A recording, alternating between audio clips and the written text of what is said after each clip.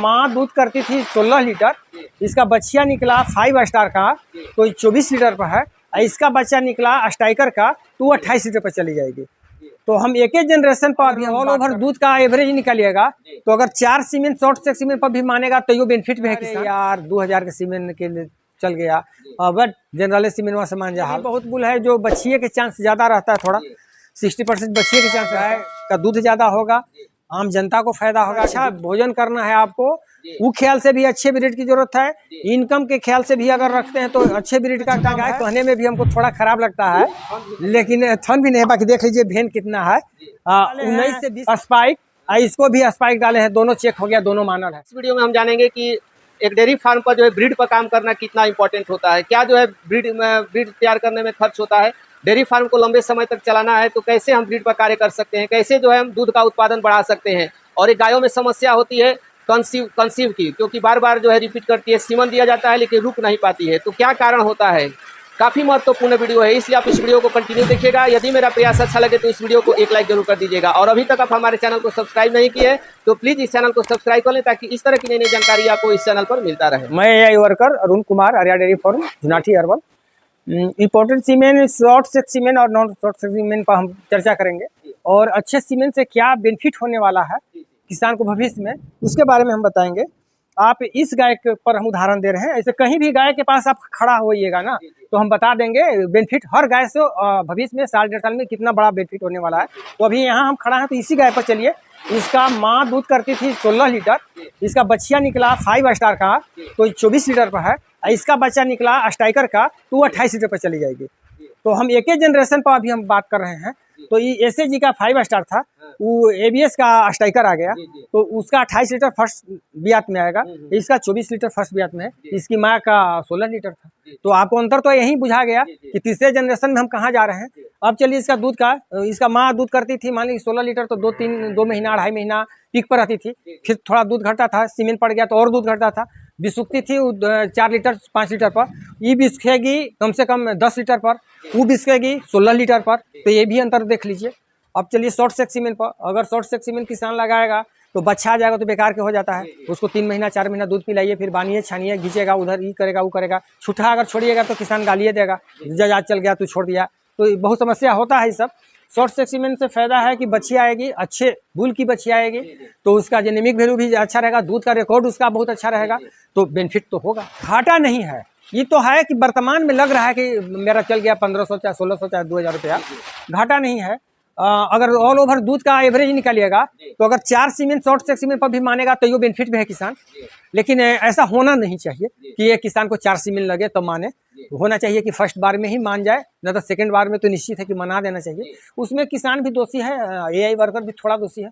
किसान को है कि मेंटेन में गाय रखता नहीं है, जानकारी किसी से लेना नहीं चाहता है और डॉक्टर को बुला देता है, डॉक्टर लोग गए शॉर्ट सेक सीमेंट लगाए, न उसका डिस्चार्ज देखे, न उसका मेंटेन देखे गाय का, न हीटिंग देखे कि कई घंटा के बाद इसको सीमेंट देना चाहिए, पैसा लिए चल दिए, तो पशुपालक को वहाँ घाटा हो जाता है। तो अगले बार वो सोचेगा अरे यार 2000 के सीमेंट के लिए चल गया, बट जनरल सीमेंट वहाँ सामान हाल, तो ये सब तो थोड़ा दिक्कत। टोटल बुल का आता है तो कम कीमत में लग जाएगा, वही लगवाइए। अगर उतना सक्षम नहीं है तो वही लगवाइए। उसमें भी बहुत बुल है जो बच्चिए के चांस ज़्यादा रहता है, थोड़ा 60% बच्चिए के चांस रहता है, तो लगवाइए। वो भी तो बच्चिया वाला सीमेंट लगवाइए, जो अगर बाछी आ गया है सीमेंट का तो पीक पर वो दूध जाएगा, तो ये सब तो फायदा है। तो ब्रीड पर काम करना कितना इम्पोर्टेंट है सर? ब्रीड पर, हाँ ब्रीड डेयरी फार्म पर नहीं चलिए सर, खाने के ख्याल से भी किसान एगो रखता है गाय ना, तो ब्रीड पर काम करना होगा।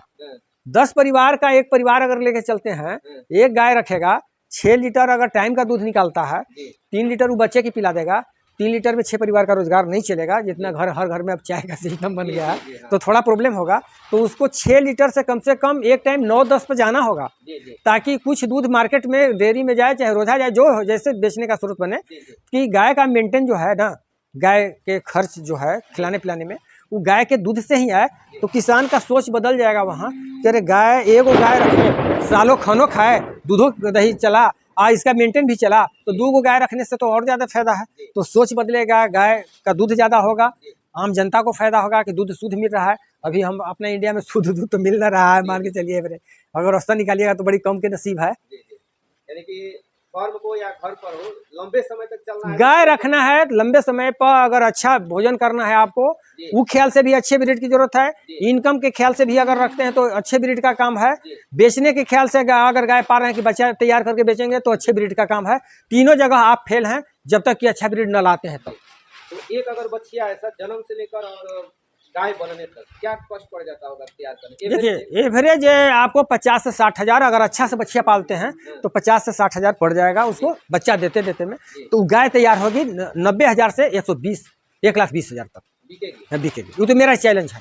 85,000 रुपया इसको गाभी में मिल रहा था, बच्चा दिया था तो 1,10,000 मिल रहा था। अब इसी से समझिए SSG के बच्चा 5 स्टार है। उसमें 3-4 कारण है।